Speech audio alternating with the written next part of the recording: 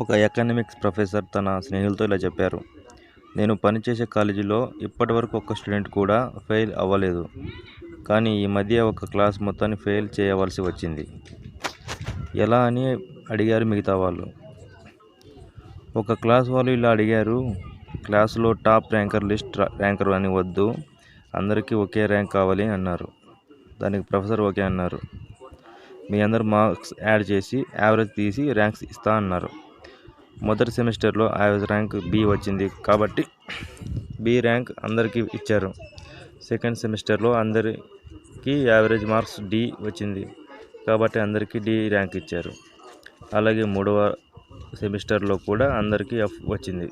Final ఎగ్జామ్స్లో అందరూ fail అయ్యారు. స్టూడెంట్స్ అందరూ అవాక్కు తిన్నారు.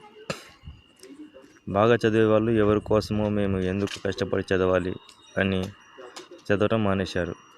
యావరేజ్ స్టూడెంట్స్ కూడా ఎలాగో తెలివిగల వాళ్ళు చదువుతారు కాబట్టి ఇంకా మేము ఎందుకు చదవడం అని వాళ్ళు పూర్తిగా చదవడం మానేశారు. ఫైనల్గా క్లాస్ అందరూ మొత్తం ఫెయిల్ అయిపోయారు. ఈ ఎక్స్పెరిమెంట్లో 4 పాయింట్స్ చెప్పొచ్చు. ఒక చట్టం ద్వారా పేదవాడిని సంపన్నుడిగా చేయలేము, కానీ అలాగే అదే చట్టం ద్వారా సంపన్నుడిని పేదవాడిగా చేయొచ్చు.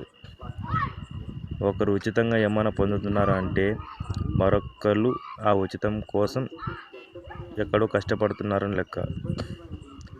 గవర్నమెంట్ ఏదైనా ఉచితంగా ఇస్తుందంటే ఎవరి దగ్గరుండో ఆ ఉచితానికి కావాల్సిన కష్టాన్ని తీసుకుంటుంది. ఉన్నది పంచుకుంటూ పోతే సంపద సృష్టి జరగదు. కూర్చొని తింటే కొండలైన కరుగుతాయి. సగం మంది ప్రజలు మేము కష్టపడటం ఎందుకు, అన్నీ మాకు ఉచితంగా వస్తున్నాయి అనుకుంటే మిగతా సగం కష్టపడి ఉచితాలకు కావాల్సిన సమకూర్చుతున్నారు. ఈ కష్టం పడేవాళ్ళు ఎందుకు మాకు ఈ కష్టం? ఎవరినో కూర్చోబెట్టి మేపడానికి అని కష్టపడటం మానేస్తే అక్కడే దేశ వినాశనానికి బీజం పడుతుంది.